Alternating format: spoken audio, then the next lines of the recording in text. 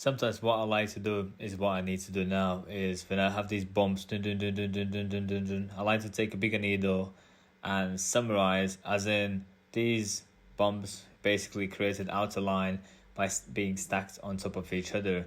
But I like to take a borderline and just pull one long line along the side, summarizing them all together. Let's say we have 9, we apply cream, and then I pull the line.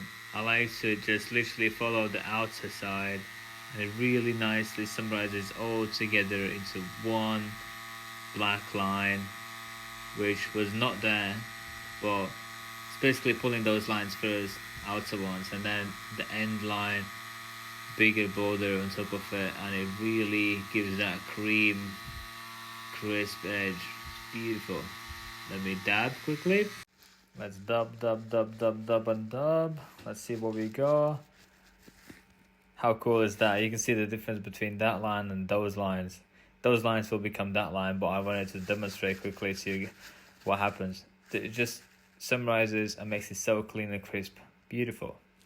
This is how it looks when it's all lined, and that is how it looks when we add single liner lines. And we have so much more to go.